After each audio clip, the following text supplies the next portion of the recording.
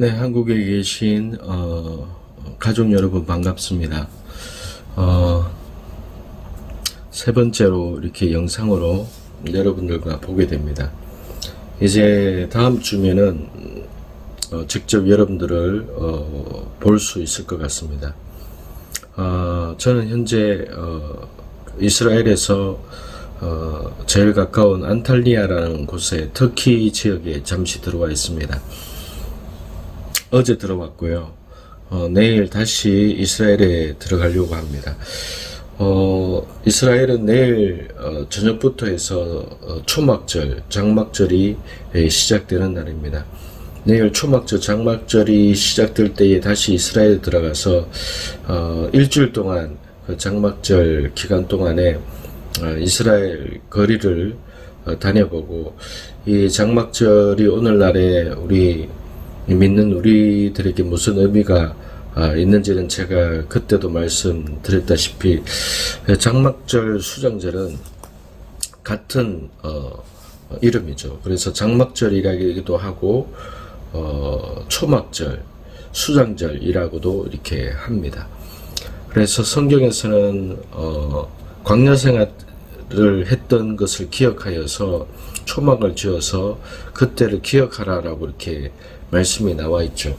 그런데 이 초막절과 이 수장절을 스가랴서에 보면은 천년왕국이 시작된 기간 동안에도 이 초막절과 장막절을 지키게 되는 것들을 보게 됩니다. 특별히 천년왕국 때에도 매년 초막절, 수장절이 시작되었을 때에 하나님께서 이방인 중에서 초막절과 수장절을 지키지 않는 자들을, 초막절을 지키러 예루살렘으로 올라오지 않는 자들을 하나님께서 벌하시겠다라는 내용이 나옵니다. 주님이 이 땅에 오셔서 천년왕국이 시작되었음에도 불구하고 초막절과 수장절은 계속 지켜지고 있는 것들을 이렇게 보게 됩니다. 왜냐하면은 초막절과 이렇게 수장절의 의미가 곡식을 모아서, 추수가 끝난 곡식을 모아서 곡간 안에 모아들여서 그 창고의 문을 닫는 것이 수장절, 이렇게 초막절의 의미이기 때문입니다. 그래서 영혼 추수가 끝나서 천국의 곡간에, 천국의 그 영혼을 이렇게 그 천국의 영혼을 모아들이는 그 일이 바로 이렇게 수장절, 초막절의 의미가 될 것입니다. 오늘날로 우리에게 있어서 해석을 하면 그런 의미가 될 것입니다. 그리고 초막절 때에 거리에 보면 대충 나뭇가지나 버들잎이나 이런 걸로 이제 장막을 지어서 일주일 동안 거하라 이렇게 했기 때문에 오늘날 이스라엘의 이렇게 베란다라든가 거리에 보면은 그러한 아주 허름하게 지은 그런 나뭇가지로 지은 그런 장막, 초막 집들이 이렇게 있게 됩니다.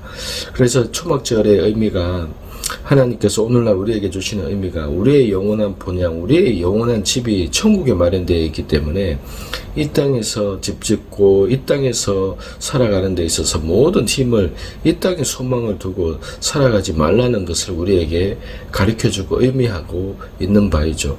그래서 우리의 영원한 집, 우리가 실제적으로 거하고 실제적으로 영원토록 살게 될 집이 하나님의 왕국이 이 땅에 내려올 때에 그곳에 있다는 것을 하나님께서 우리에게 계속해서 말씀해 주기 위해서 이 천년왕국 때에도 그때에도 완전한 하나님의 나라가 이 땅 가운데 임한 것이 아니기 때문에, 하나님의 나라가 이 땅 가운데 임하는 계시록 22장에 나오는 그 하나님의 왕국이 이 땅에 임하는 그때까지는 이 초막절에 계속 지켜지고 있는 모습을 이렇게 보여지고 있는 것이죠.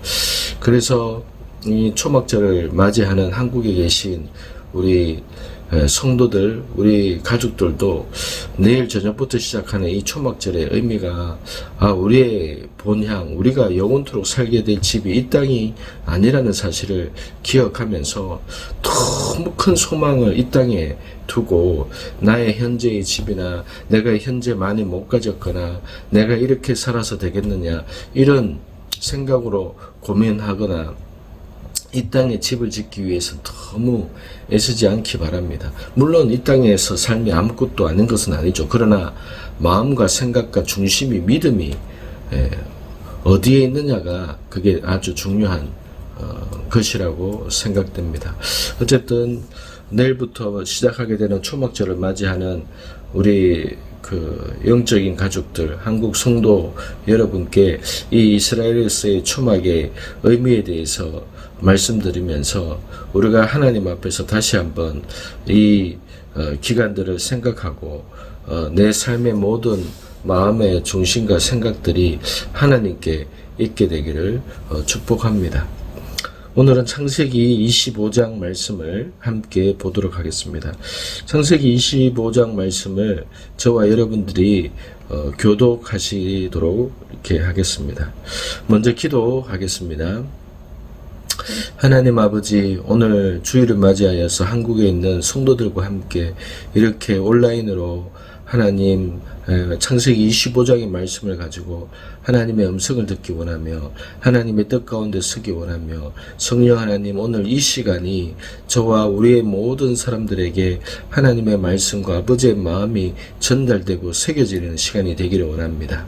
하나님, 우리가 이 초막절을 시작하는 이 기간 동안에 하나님, 이것의 의미가 무엇인지 하나님 앞에 깨닫고 생각하며 정말로 아버지께서 이 절기를 통해서 우리에게 말씀하시고자 하시는 그 뜻을 온전히 깨닫고 하나님, 우리의 삶 안에서 우리가 하늘을 바라보고 하나님의 왕국을 바라보며 아버지 살아갈 수 있기를 원합니다.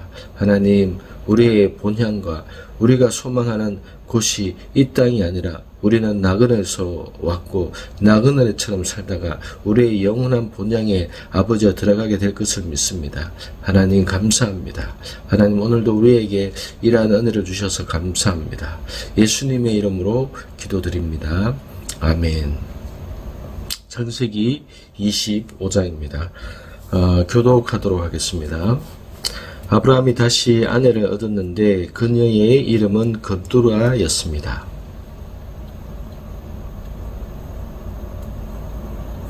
3절, 욕사는 스바와 드단을 낳았고 드단의 자손은 아수르 족속과 루드시 족속과 루음미 족속이 됐습니다.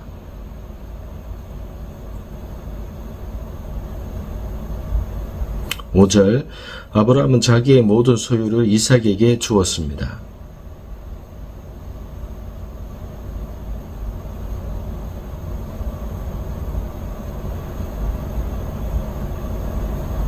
7절, 아브라함은 175세까지 살았습니다.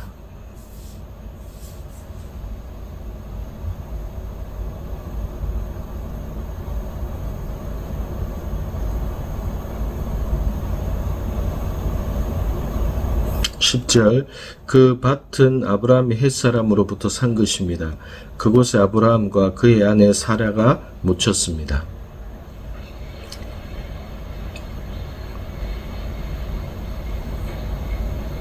12절, 사라의 이집트 사람 여종 하갈이 아브라함에게 낳아준 아브라함의 아들 이스마엘의 족보는 이러합니다.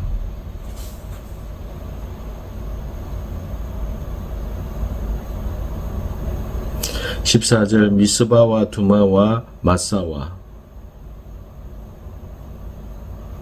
16절, 이들이 이스마엘의 아들들입니다. 이들의 이름은 마을과 고을별 이름이며 이 사람들이 세운 12부족의 지도자들의 이름이기도 합니다.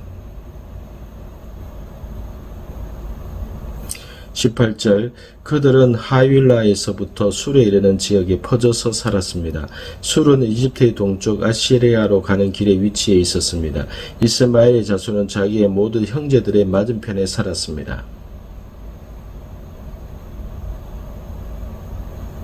20절, 이삭은 40세에 밧단 아람의 아람 사람 부두엘의 딸이며 아람 사람 라만의 여동생인 리브가를 자기 아내로 맞이했습니다.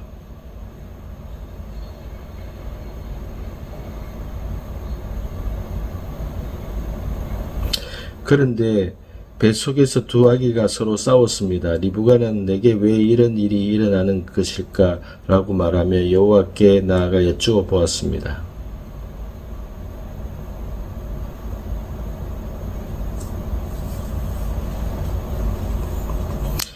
리브가가 출산할 때가 돼서 보니 그녀의 뱃속에 쌍둥이가 들어 있었습니다.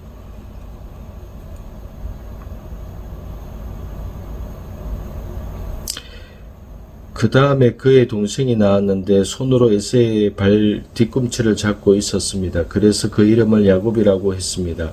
그들을 낳았을 때 이삭은 60세였습니다.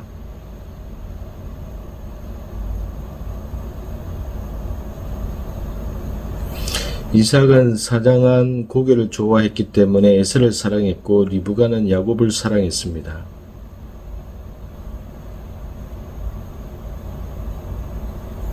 에서가 야곱에게 말했습니다. 그 붉은 죽을 내가 좀 먹게 해다오. 나 정말 배고파 죽겠다. 붉은 것을 먹겠다고 해서 그의 별명을 에돔이라고 부르기도 합니다. 에서가 말했습니다. 내가 지금 죽을 지경인데 장자꾼이 내게 무슨 소용이냐.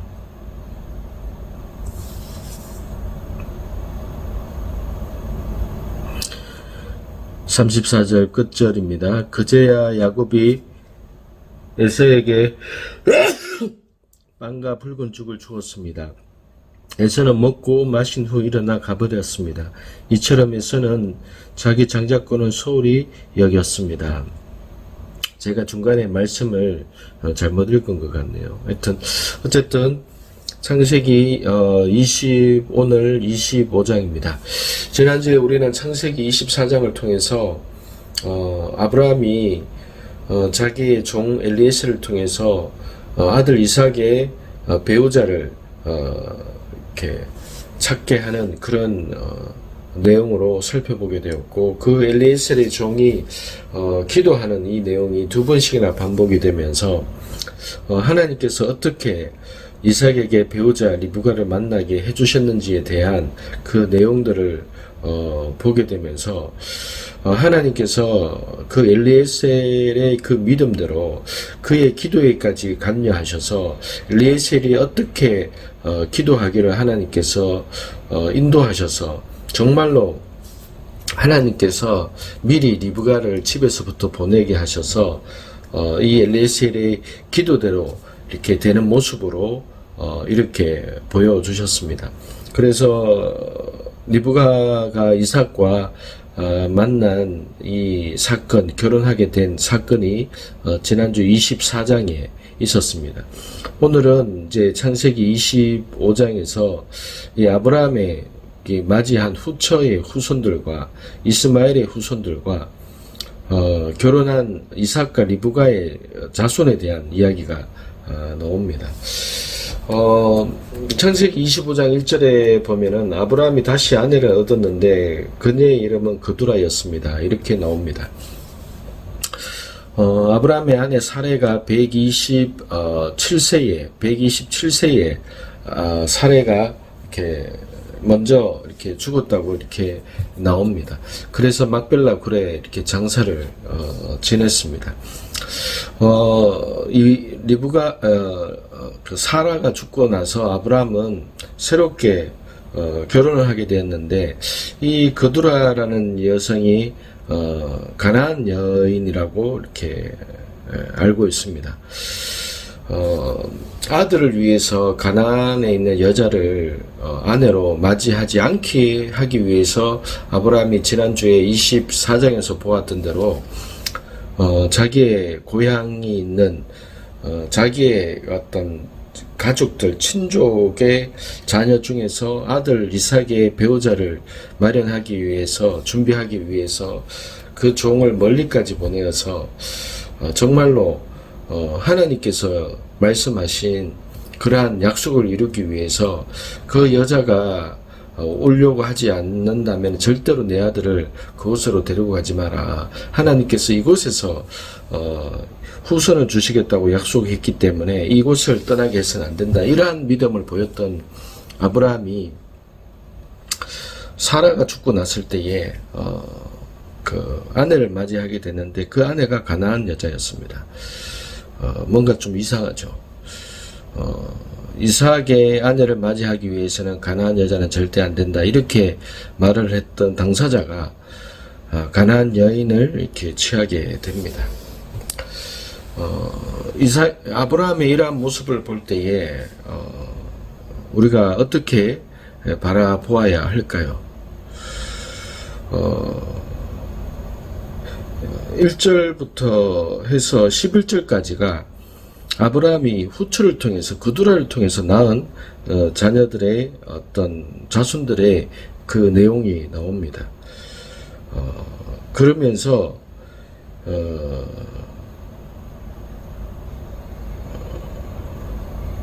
6절에 보면은 5절과 6절에 보면은 아브라함은 자기의 모든 소유를 이삭에게 주었고 그 모든 재산의 대부분을 이삭에게 주었고 나머지 후처의 자손들에게도 재산을 분배해 주었다 이렇게 나옵니다. 그러면서 그두라의 후처의 자손들을 이삭에게서부터 떠나게 해서 동방 지역에 가서 살게 했다라는 것들을 보게 됩니다. 즉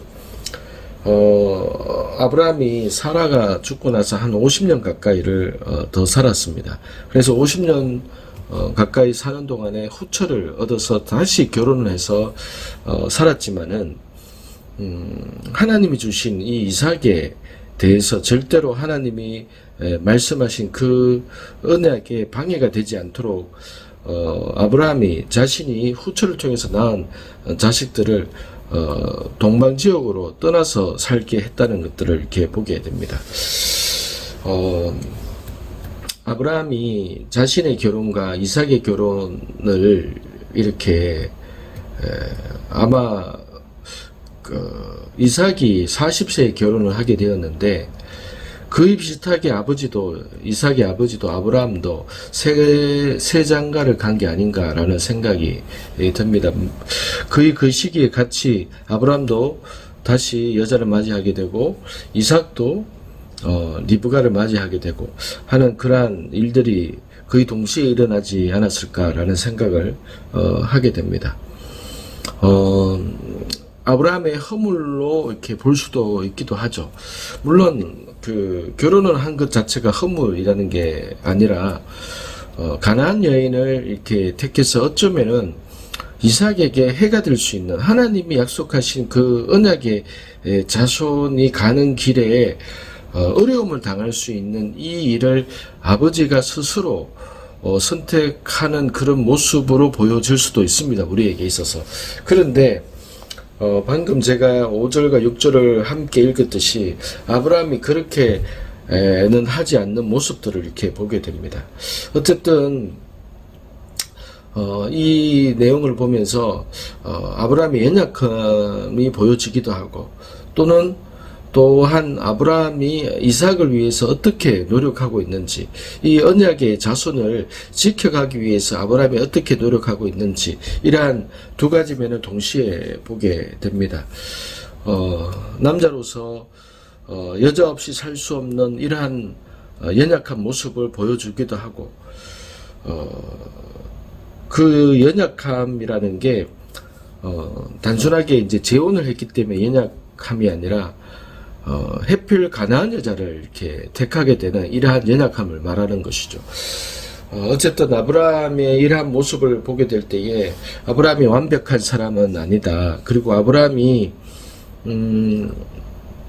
자신의 이러한 연약함도 있지만은 그러나 언약의 자손 아들을 위해서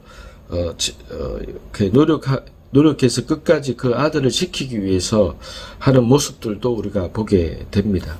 어쨌든 결론적으로 아브라함도 한 인간에 불과하고 한 남자에 불과하고 어떤 면에 있어서는 연약한 모습으로 보여지기도 이렇게 합니다. 또 여인에 있어서 사라의 입장에서 봤을 때 이러한 모습이 아름답게 보이지는 않을 수 있겠죠. 그런데 여기에 대해서 하나님이 아브라함의 일생 가운데 속에서 그가 고향을 떠나서 하나님이 약속한 땅에 와서 그 약속한 것을 기다리면서 25년 동안을 기다리고 그 약속을 지키기 위해서 하나님 앞에서 넘어지기도 하고 실수도 했지만 그러나 끝까지 하나님의 그 부르심의 소망을 이루면서 살아갔다는 그 점이 하나님 보실 때는 굉장히 큰 기쁨이었을 거라고 저는 믿습니다. 아브라함의 연약함이나 아브라함의 부족함이나 이러한 모습들은 오늘날 이 땅에서 살아가는 저와 여러분들의 동일한 모습이지 않을까라고 생각합니다. 여러분, 우리가 아브라함처럼 믿음으로 살아간다고 하지만은 하갈을 통해서 자식을 낳는 이러한 연약함도 있을 수도 있는 것이고, 또한 가나안 여자 그두라를 취하게 되는 이러한 모습도 있을 수도 있는 것이죠. 그런데 아브라함이 그 마음의 중심이나 그 이삭을 통해서 하나님의 언약을 이루어가게 하려고 하는 이 마음의 이 중심은 결코 잃어버리지 않았다는 것을 우리가 보게 됩니다.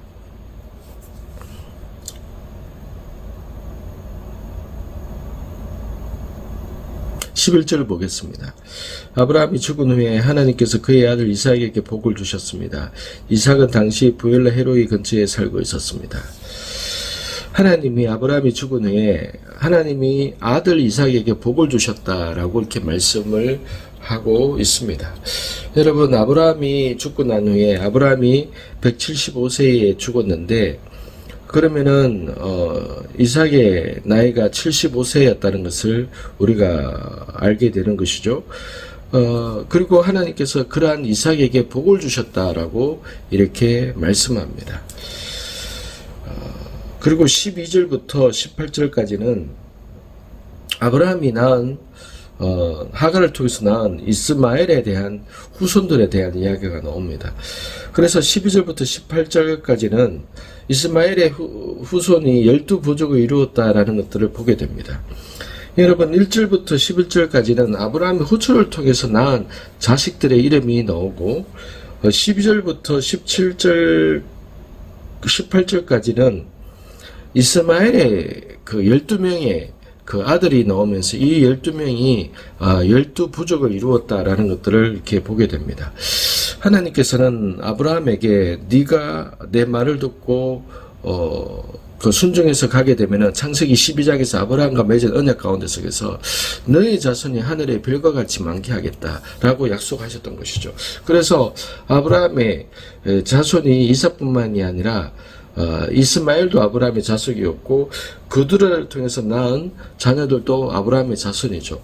하나님은 아브라함과 맺은 언약 때문에 그두라를 통해서 낳은 자손에게도 하나님께서 복을 주시는 것이고, 이스마엘을 통해서 낳은 자녀들에게도 하나님께서 복을 주시는 것이죠. 하나님의 언약이 그렇습니다. 하나님께서 너 씨로 말미암아 복을 받게 될 것이다. 아니, 네 씨가 복을 받게 될 것이다. 네 씨가 아니 많아지게 될 것이다 라고 약속했기 때문에 하나님의 이러한 약속은 지켜지고 있는 것이죠. 그러나 아브라함을 통해서 말씀하셨던 그 약속의 씨, 약속의 자녀는 이삭을 통해서 태어나는 그 자손들을 말씀하셨던 것이고, 그래서 하나님께서 누구에게 복을 주셨냐라고 말하는가 하면은 하나님이 이삭에게 복을 주셨더라 이렇게 얘기하고 있는 것이죠. 하나님께서 그두라의 자손에게 복을 주셨다, 하나님께서 이스마엘 자손에게 복을 주셨다라고 말씀하지 않고 하나님께서 이삭에게 복을 주셨다. 그러나 다른 아브라함의 자손들에게도 아브라함과 맺은 언약 때문에 그들의 자손들이 많아지게 하시는 것이죠. 오늘 창세기 25장을 통해서 우리가 보게 되는 관점은 아브라함의 어떤 그 재혼을 한 기사를 통해서 아브라함의 또 다른 후손도 있었고, 그리고 아브라함이 낳은 이스마엘을 통해서 또 다른 후손이 있었고 하는 내용이 나오면서 19절부터 25장 19절부터 34절까지는 이삭의 어떤 자손에 나오는데, 이것이 이제 우리가 한번 생각해 볼 내용이 있습니다. 아브라함이 후손을 통해서 낳은 자식들의 기사가 나오고, 이스마엘에 낳은 자손의 기사가 나오는데, 리브가의 자손은 20년 동안 이삭과 리브가에게는 자식이 없었다라는 내용이 이렇게 나오고 있는 것이죠. 한번 보겠습니다. 19절부터 20절을 21절까지 보겠습니다. 아브라함의 아들 이삭에 대한 기록은 이러합니다. 아브라함이 이삭을 낳았습니다. 이삭은 40세에 밧든 아람의 사람 부드엘의 딸이며 아람 사람 라반의 여동생인 리브가를 자기 아내로 맞이했습니다. 이삭은 자기 아내가 임신하지 못해서 그녀를 위해 여호와께 간구했습니다. 그러자 여호와께서 그의 간구를 들어주셔서 그의 아내 리브가가 임신하게 되었습니다. 여러분, 아브라함에게 있어서 이삭이 중요하죠. 그리고 이삭은 하나님께서 물론 아브라함과 사라를 통해서 낳았지만은 이 이삭은 특별한 자녀인 거죠. 사라가 낳을 수 없는 그런 상황에서 하나님께서 은혜를 주셔서 사라가 90세에 낳은 아들이 이삭입니다.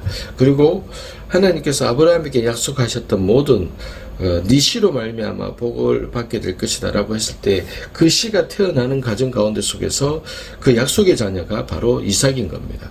그러면은 하나님은 아브라함에게 네 자손이 하늘의 별과 같이 많을 것이다. 그리고 땅에 있는 모래와 같이 네 자손이 많을 것이다. 이렇게 말씀하셨다면은 100세 때 낳은 이삭부터 시작을 해서 이삭이 이제 결혼하게 되면은 아브라함이 하나님께로부터 들었던 그 약속대로 이삭이 자식을 계속해서 많이 낳아야 되는 그 모습을 우리가 상상하게 되고 그러한 기대를 하게 됩니다. 아마 부모 입장에서도 그런 기대와 상상을 했겠죠. 우리는 25년이 걸려서 25년을 기다려서 자녀 한 명, 약속의 자녀 한 명 이삭 너를 낳았지만은 이제 하나님께서 너를 통해서 수많은 자녀를 하나님께서 주실 것이다. 아마 이런 이야기를 아브라함과 사라가 이삭을 키우면서 그런 얘기를 하지 않았겠습니까? 그런데 정작 보면은 오늘 25장에서 보면은 아브라함도 후처를 통해서 자녀를 많이 낳았죠. 이스마엘도 이렇게 자녀를 12명이나 낳게 되죠. 그런데 딱 대비되는 모습으로 해서 보면은 이삭이 리브가와 결혼한 나이가 40세인데 60세 될 때까지 20년 동안 이삭이 리브가 사이에서 자녀가 없는 겁니다. 여러분, 이것이 우리를 참 힘들게 하는 겁니다. 25장에서 굳이 아브라함이 이런 기사를 안 넣어도 되는데 굳이 아브라함이 후처를 얻어서 자녀를 낳았더라. 이스마엘이 많은 자녀를 낳았더라. 이삭은 결혼했는데 20년 동안 자녀가 없었더라. 이렇게 비교하게 하는 것이죠. 여러분, 우리는 창세기 25장을 보면서 21절에 보면은 이삭이 기도를 해서 마치 이삭이 기도를 해서 20년 만에 자녀를 얻은 것처럼 그렇게 우리는 이해하게 됩니다. 어쨌든 20년을 기다렸다가 60세가 되었을 때에 야곱과 에서라는 쌍둥이 자녀를 얻게 되는 모습을 우리가 보게 됩니다.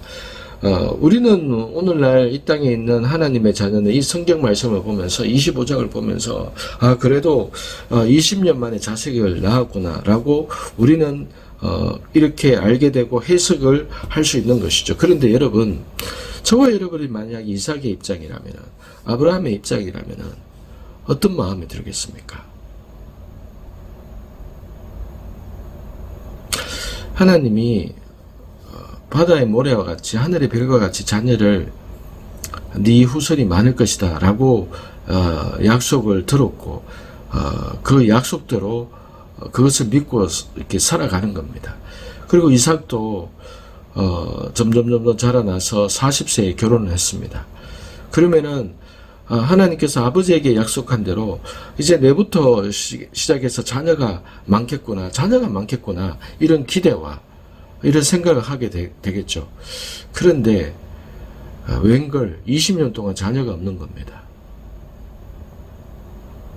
저와 여러분이 이삭이라면 어떤 마음이 들겠습니까? 여러 가지 생각이 다 들 겁니다. 결혼을 잘못했는 건가? 내게 문제가 있는 것인가? 뭐가 잘못된 것인가? 뭐가 잘못되지 않고서야 어떻게 이 결혼한 지 5년이 되었는데 10년이 되었는데 15년이 되었는데 20년이 되었는데 어떻게 자녀가 없을 수 있는가?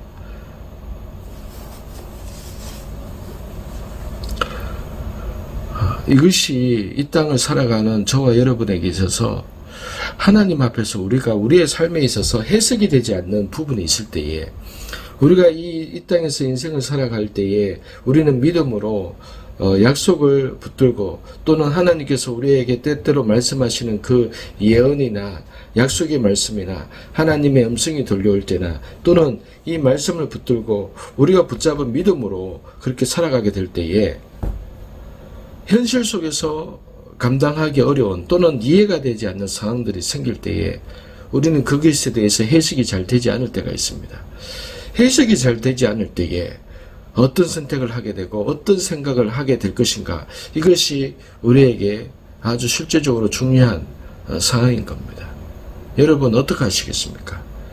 저와 여러분의 오늘날 이삭의 입장이 되어서 20년 동안, 이 야곱과 에서를 낳기 전까지 20년 동안 살아가게 되는 그 과정이 있었을 때에 어떠한 결단과 어떤 생각 속에서 살아갈 수 있겠습니까? 마찬가지로 여러분, 우리가 지금 이 땅에서 살아가는 동안에 하나님 앞에서 해석이 되지 않는, 내 삶이 하나님 앞에서 이해가 되지 않는 어떤 현실을 맞닥뜨리게 될 때에 우리가 어떤 신앙과 어떤 믿음으로 살아가야겠습니까? 여러분, 결론은 해석이 되지 않는 상황이 생길 수 있다는 겁니다. 아브라함과 이삭에게 있어서 이 상황을 어떻게 이것을 견뎠을까요? 어떻게 이것을 그냥 이겨내면서 살았을까요? 아브라함이 하나님을 만난 그 경험 때문에 저는 상상을 해봅니다. 여러분, 만약에 이삭이 결혼했는데 자녀를 낳지 못합니다. 아버지와 똑같은 상황이 생긴 것이죠. 아버지와. 근데 약속은 있었습니다. 하나님의 음성이 있었습니다. 하나님의 약속은 있었습니다. 그러나 그럼에도 불구하고 아브라함이 실수를 해서 이스마엘을 낳게 되죠. 그러면 이삭이 결혼했는데 10년, 15년이 되었을 때에 자녀가 없게 되었을 때에 아브라함 입장에서 내가 괜히 내 고향에 가서, 내 고향으로 가서 그 딸들 중에서 배우자를 택해서 내 아들 이삭과 결혼하게 했냐? 내가 잘못한 것인가? 이런 생각이 안 들었겠습니까? 그렇다면은 이제라도 내가 그랬던 것처럼 다른 어떤 여성을 통해서 아들에게 이삭을 낳게 해서, 자녀를 낳게 해서 하나님의 그 약속을 이루어가게 해야 되는 것인가? 이런 생각을 보통의 사람이라면 또 하게 되겠죠. 그런데 아브라함은 어떻습니까? 자신이 실수했고 자신이 25년 만에 하나님의 말씀대로 이삭을 낳았기 때문에 아마 아브라함은 20년이 있는 동안에도 자녀가 없는 그 이삭을 보면서 아브라함이 이삭에게 아마 이삭아 괜찮다. 나를 봐라. 내가 너를 낳을 때도 나는 25년을 기다렸다. 하나님이 말씀하신 것은 하나님은 반드시 이루어 가신다. 아들 이삭아, 믿음으로 끝까지 하나님의 약속을 믿고 기다려야 한다. 아버지처럼, 아빠처럼 실수하고 아빠처럼 하나님의 약속을 온전히 믿지 못해서 미끄러지면 안 된다. 아마 이렇게 말하지 않았을까요? 그래서 어쨌든 이삭은 20년 동안 리브가와 결혼 생활을 하면서 20년 동안 자녀가 없는 시간들을 어쨌든 보내게 되었습니다. 사랑하는 여러분, 이 말씀을 통해서 하나님께서 저와 여러분에게 오늘 하시는 말씀은, 여러분의 인생 가운데, 우리의 인생 가운데 아무리 생각해도, 아무리 기다려도 어떤 이해되지 않는 일들이 일어나고, 하나님 앞에서 좀 해석을 듣고 싶고, 이해를 좀, 하나님 저에게 이해를 시켜주세요. 하나님 저로 하여금 이해되게 해주세요라고 때로는 기도를 해도 내 인생 가운데 속에서 해석이 되지 않는 어떤 일이 있습니까?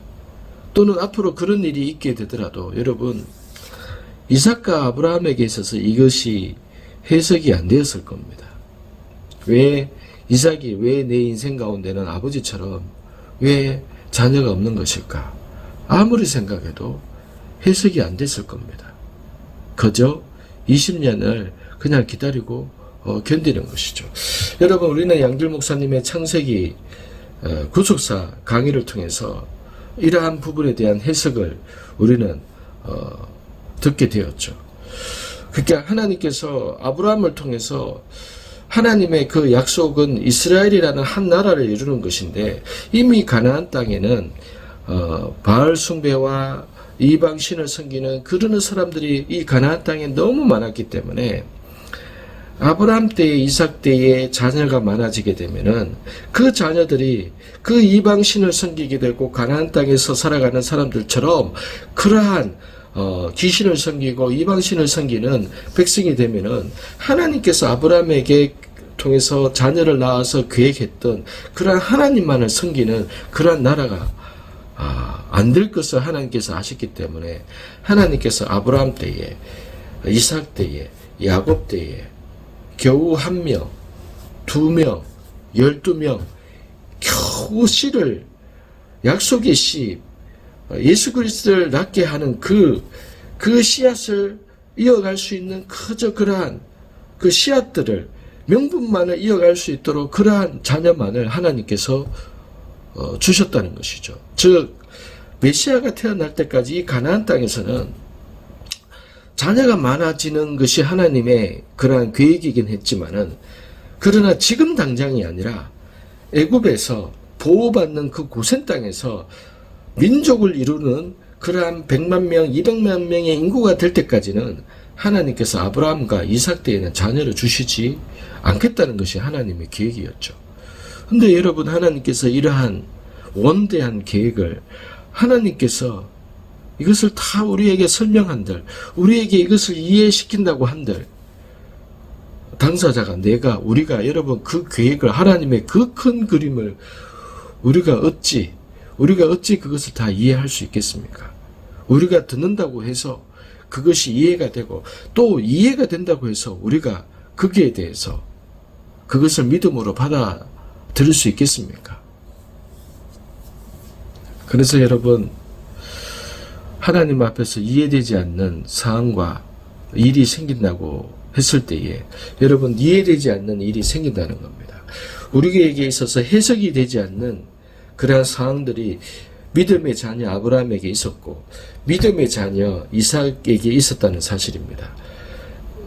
이삭에게도 해석이 되지 않는 이러한 상황을 20년 동안 살아가는 이러한 상황들이 생겼다는 것이죠. 저와 여러분 가운데 속에서 하나님 앞에서 도저히 해석이 되지 않는 상황이 생긴다면 여러분 어떻게 해야 되겠습니까? 기다리는 수밖에 없습니다. 여러분, 저와 여러분은 기다리는 수밖에 없습니다. 기다려야 됩니다. 하나님의 때를 기다려야 됩니다. 하나님의 때를 기다려야 됩니다. 해석이 되지 않는다고 해서 여러분 내 마음대로 하거나 내 뜻대로 하게 되면은 그것이 해결 방법인 것 같아서 참지 못해서 그렇게 할 수 있지만은, 그것은 또 다른 꼬임이나 또 다른 어떤 사건을 만들어내게 되는 그러한 결과를 초래하게 될 것입니다. 기다려야 됩니다. 하나님의 뜻을 알 때까지, 또는 하나님께서 일하시는 것을 볼 때까지 기다려야 됩니다. 두 번째 생각하게 될 것이 21절에 마치 여러분 이삭이 기도를 해서 야곱과 에서를 낳게 되는 이러한 내용으로 우리가 보게 됩니다. 21절을 다시 보겠습니다.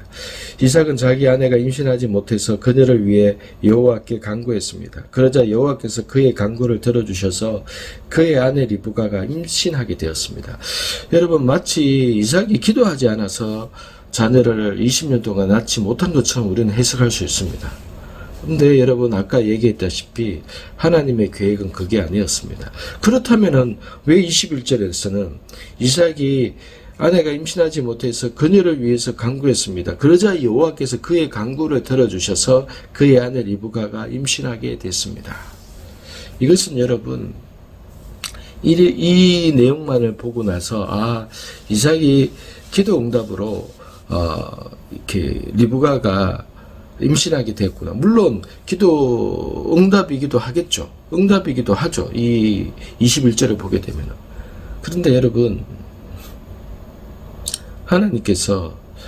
하나님께서 정하신 때에 리브가에게 이삭에게 자녀를 주시고자 할 때에 우리가 24장에서 엘리에셀의 기도를 하나님께서 이용하셨던 것처럼 하나님께서 이삭에게 리브가에게 자녀를 씨를 주기로 하나님께서 계획하시고 작정하셨을 때에 어떤 형식으로 그 씨를 주시느냐 자녀를 주시느냐 하면은 이삭이 기도하게 함을 통해서 이삭이 기도하는 그 입술에서 당사자의 입술에서 하나님 제가 원합니다. 하나님께서 우리 가정에 이 자녀를 주시기를 원합니다. 라는 그 기도를 하나님께서 하게 하시는 것이죠. 엘리에셀에게 창세기 24장 엘리에셀에게 마치 엘리에셀의 그 기도 때문에 리브가를 만나게 되는 것처럼 보여지는 것과 같은 상황이 오늘 이 25장에게도 보여지는 것이죠. 여러분 만약에 이삭의 기도 때문에 리브가가 임신을 하게 됐다라면은 20년 동안 자녀가 없게 되는 상황이 안 생겼을 겁니다.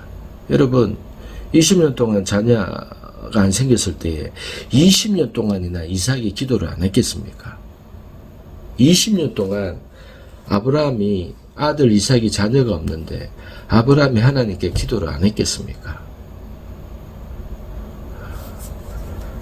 그래서 여러분 이 하나님의 때에 하나님이 일을 행하실 때에 하나님이 계획하신 일을 행하실 때에는 하나님이 우리의 기도를 이용하셔서 우리의 입술을 통해서 말하게 하심을 통해서 하나님께서 행하신다는 것이죠.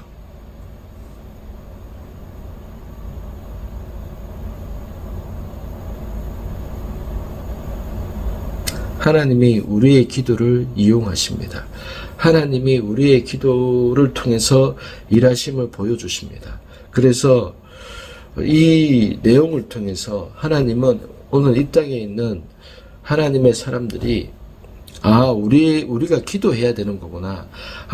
하나님의 뜻이 이루어지기 위해서 또는 하나님은 우리 기도 때문에 일하시는 거구나 라는 것을 하나님이 우리에게 말씀하시고 가르치시기 위함인 겁니다. 하나님은 우리가 기도할 때에 하나님께서 일하시고 하나님은 하나님의 일을 하시는 데 있어서 우리의 기도를 이용하시는 거구나 또는 우리의 기도를 필요하시는 거구나 라고 우리에게 가르쳐 주고 계시는 겁니다. 하나님은 엘리에셀의 종의 기도나 이삭의 기도를 통해서 마치 우리의 기도 때문에 일이 일어나는 것처럼 보여주심을 통해서 하나님은 우리가 기도하기를 원하신다는 사실입니다. 하나님은 우리 기도를 통해서 하나님이 일하심을 우리에게 보여주신다는 사실입니다. 그러나 이삭의 기도 때문에 이삭의 기도가 20년 동안 아이가 없는 상황에서 이삭의 기도만으로 이 일이 생긴 것이 아니라는 겁니다. 마지막으로 한 가지를 더 보겠습니다. 바로 에서와 야곱의 사건인데요. 결국은 이 에서는 배고픔 때문에 팥죽 한 그릇에 장자권을 이렇게 팔아버렸습니다. 그런데 오늘 이 말씀을 통해서 무엇을 우리에게 말해주는 것일까요? 말하는 것이 너무나도 중요하다는 것을 우리에게 말해줍니다. 31절부터 34절까지를 한 번 더 보겠습니다. 야곱이 대답했습니다. 먼저 형의 장자권을 오늘 내게 파십시오. 32절 에서가 말했습니다. 내가 지금 죽을 지경인데 장자권이 내게 무슨 소용이냐. 33절 그러자 야곱이 말했습니다. 오늘 당장 내게 맹세부터 하십시오. 에서가 맹세하고 야곱에게 장자권을 팔았습니다. 34절 그제야 야곱이 에서에게 빵과 붉은 죽을 주었습니다. 에서는 먹고 마신 후 일어나 가버렸습니다. 이처럼 에서는 자기 장자권을 소홀히 여겼습니다. 여기에서 무엇을 얘기합니까? 에서가 장자권을 소홀히 여겼다는 것을 우리에게 말해주죠. 근데 이 장자권의 의미, 이 장자권의 그러한 고난이나 이 축복이 누가 주신 것입니까? 하나님께서 주신 것이거든요. 이 장자권이라는 이 권리 정서가, 이 권리가 하나님께서 정하신 것이거든요. 하나님께서 주신 것이거든요. 근데 하나님께서 주신 것을 에서는 쉽게 생각했고 야곱은 그것을 너무나도 중요하게 생각했다는 겁니다. 야곱은 형에게 하나님의 그 축복과 하나님의 그 은혜가 흘러가게 된다는 것을 야곱은 알고 있었던 겁니다. 근데 야곱이 이것을 형의 말을 통해서 형 스스로 그것을 포기하게 해서 자신이 그것을 취하게 되는 겁니다. 여러분 무엇을 얘기하는 것일까요? 에서는요 하나님의 이 장자권을 소홀히 얘기했다는 겁니다. 다시 말을 할게요. 에서는 하나님이 주시는 축복과 하나님이 주시는 이 은혜를 소홀하게 쉽게 생각했다는 겁니다. 그런데 야곱은 그것을 너무나도 사모했다는 겁니다. 하나님께로부터 흘러오는 이러한 축복권과 이 장자권을 에서는 야곱은 너무나도 사모했다는 겁니다. 그런데 여러분 이것이 에서가 맹세함을 통해서 말함을 통해서 이것이 흘러가 버렸다는 겁니다. 에서가 말로서 맹세함을 통해서 하나님의 그 축복권과 하나님이 주시는 이 장자권이 말을 통해서 그냥 야곱 동생에게 흘러가 버렸다는 겁니다. 여러분 요즘 양자론이 많이 유튜브에 나오고 있는 것 같은데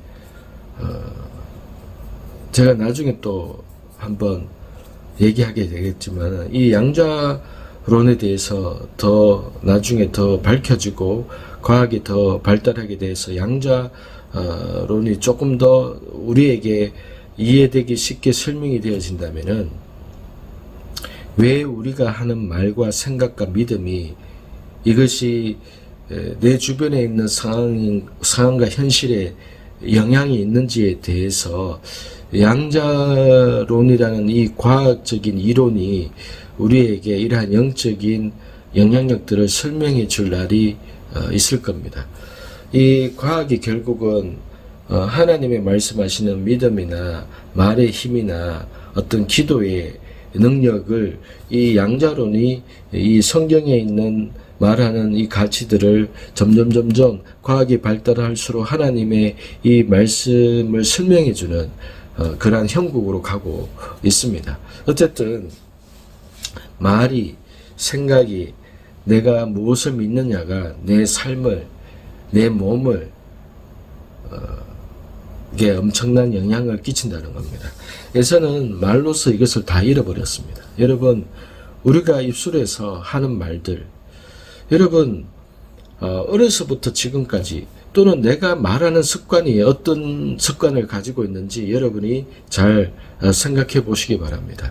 여러분 어떤 면에 있어서는 내 삶 속에서 상당히 많은 어떤 열매나 내가 경험하는 것들이 사실은 내가 뱉은 말 때문에 내가 평소에 가지고 있는 말 습관 때문에 생기는 일들이 많이 있을 수 있습니다. 그래서 여러분 정말로 친한 사람이라면 부부 사이라면 정말로 친한 사람이라면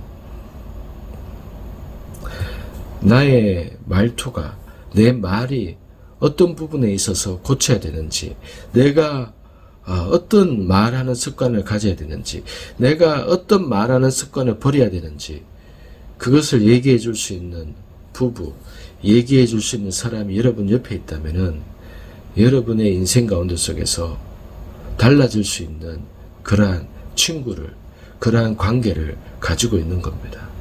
여러분 정말로 여러분이 달라지고 싶다면은 정말로 소중한 친구나 관계가 깊은 사람한테 혹시 집사님 권사님 누구누구야 혹시 물론 아무나한테 찾아가서 이렇게 물을 필요는 없죠. 내가 저 사람한테는 좀 드려야겠다라는 생각이 든다면 그 사람한테 찾아가서 혹시 평소에 내 말의 습관이나 내 말 속에 당신이 생각할 때에 좀 바꿨으면 좋겠다, 또는 내가 평소에 말투나 말 습관이 안 좋은 것으로 이렇게 보여지거나 이런 것이 없느냐, 이렇게 한번 물어보시기 바랍니다. 여러분, 내 자존심의 문제가 아니라 내 인생에 대한 문제이기 때문에 그렇습니다. 자존심을 내려놓고 그런 말들을 듣게 되면은 여러분과 저의 인생이, 삶이 조금 더 달라질 수 있는 그러한 길이 우리에게 있는 겁니다. 오늘 창세기 25장을 마무리 하겠습니다. 여러분, 20년 동안 자녀가 없었던 이삭과 리브가에게 20년 만에 자녀를 얻게 되었습니다. 아브라함이 후처를 통해서 자녀를 많이 낳았고, 이스마엘이 자녀를 많이 낳는 것을 결혼한 이삭과 리브가는 그것을 다 보면서 20년을 지냈던 겁니다. 약속의 자녀인데 본인은 정말로 100% 하나님의 축복으로 태어났는데, 내 인생 가운데 속에서 자녀가 없다는 이 20년 동안의 인생은 이삭에게 있어서 결코 쉽지 않은 시간이었을 겁니다. 아무리 해석하려고 해도, 이해되려고 해도 이해되지 않는 상황이었을 겁니다. 이삭과 같이 여러분, 우리 인생 가운데 믿음으로, 특히 하나님께서 나와 함께 하신 사건이 분명히 있고 하나님께서 나를 사랑하시는 그러한 약속이 분명히 있음에도 불구하고 내 인생 가운데 이해되지 않는, 해석이 되지 않는 일이 생길 수 있다는 사실입니다. 그것은 전적인 하나님의 소관에, 하나님의 손 안에 있는 일입니다. 해석이 되지 않는 상황들이 우리에게 생겨날 수 있다는 얘기입니다. 그럴 때 여러분, 너무 힘들어하거나 해석되지 않는 일들 때문에 사고치지 않기를 바랍니다. 해석되지 않는 일들 때문에 하나님 앞에서 원망하거나 불평하거나 입술을 통해서 말을 함부로 하지 않게 되기를 축복합니다. 하나님이 우리에게 그것을 알게 하실 날이 있을 것이고, 하나님께서 우리에게 그것을 왜 그렇게 되었는지 알게 하게 하실 그 날이, 그 때가 있을 겁니다. 그러면 그때까지는 그냥 여러분, 우리는 기다리는 겁니다.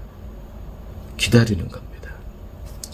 두 번째, 여러분, 우리의 말과 우리의 입술을 통해서 우리가 어떠한 삶의 열매를 맺고 있는지, 마치 내 말 때문인데도 불구하고 이것이 마치 하나님 때문인 것처럼 여러분의 삶의 어떤 모습들과 결과들에 대해서 남을 탓하거나 하나님을 탓하거나 하나님을 원망하지 않기 바랍니다. 내 말이 평소에 어떠한 말투인지, 내 말에서 어떤 말이 주로 많이 나오는지, 내 말에서 가장 많이 하는 말이 어떤 말들인지, 여러분, 결국 그 말이 나에게 영향을 끼친다는 겁니다. 이 장자권이 말로서 그냥 넘어가 버렸고 말로서 그냥 잃어버렸던 것입니다. 말이 영향을 미칩니다. 내 말 때문에, 내 말투 때문에, 내 말의 습관 때문에 하나님의 복을 막고 있는 것일 수도 있습니다. 오늘 이 시간을 통해서 그러한 부분들 하나님 앞에 돌이켜보고 정말로 필요한 친구한테 그러한 것들을 증거받을 수 있는 저와 여러분이 되시기를 축복합니다. 여러분, 하나님께서 우리에게 주시고자 하시는 그 언약들과 그 복들은 하나님이 안 주시는 것이 아니라 하나님의 뜻과 계획이 있고 하나님의 시간이 있고 그 하나님의 계획 안에서 하나님께서 우리에게 이루시고자 하시는 뜻이 있습니다. 그래서 하나님의 시간과 그리고 내가 하나님 앞에서 어떠한 믿음과 말을 하느냐, 이것이 우리에게 중요합니다. 오늘 이 말씀을 통하여서 우리가 하나님 앞에 기도하고 하나님의 때를 기다리고 나의 말의 습관과 내 말을 통해서 감사나 소망과 믿음의 말이로 바뀌게 되는 저와 여러분이 되시기를 축복합니다. 같이 기도하겠습니다. 하나님 아버지, 약속의 자녀로 태어났고 하나님의 기적으로 태어났던 이삭이었지만은 아버지가 재혼해서 자식을 낳는 모습을 보게 되고 이스마엘의 형이 많은 자녀들을 낳는 것들을 보면서 이삭은 20년을 결혼 생활을 지내면서 자신의 인생 가운데 속에서는 마치 내가 뭔가를 잘못한 것처럼 왜 내게나 이러한 자식의 열매와 하나님이 약속한 것이 이루어지지 않을까? 하나님이 분명히 아버지를 통해서 너의 자손이 바다의 모래와 같이 하늘의 별과 같이 많아지라고 하셨는데 그러한 하나님의 그러한 일의 중심 가운데 내가 있는데 왜 내게는 자식이 없는 것일까? 이런 고민과 이런 생각들로 이삭은 리브가는 20년 동안을 하나님 앞에서 그렇게 견디고 지냈을 것입니다. 하나님, 이삭과 같은 상황 속에서 우리의 인생 가운데 속에서 해석이 되지 않고 이해가 되지 않는 상황 속에서 하나님, 우리가 이리저리 방황하거나 하나님 사고치거나 엉뚱한 일로 엉뚱한 생각으로 빠지거나 하지 않게 되기를 원합니다. 하나님, 주님 해석이 되지 않는 상황 속에서 견디고 아버지를 기다리고 아버지 아브라함이 기다렸던 것처럼 이삭이 기다렸던 것처럼 하나님 해석이 될 때까지 깨달아질 때까지 아버지와 기다릴 수 있게 되기를 원합니다. 하나님 끝까지 견디고 기다리며 하나님의 뜻을 이루어 가기를 원합니다. 하나님 우리의 입술이 감사와 찬양과 영광과 소망과 믿음의 말을 할 수 있게 되기를 원합니다. 하나님 내 입술에 파수꾼을 세워주셔서 내 입술을 통하여서 하나님 엉뚱한 말을, 믿음 없는 말을, 하나님 정죄하는 말을, 판단하는 말을, 아버지 사람을 힘들게 하는 말을 하지 않는 입술이 되기를 원합니다.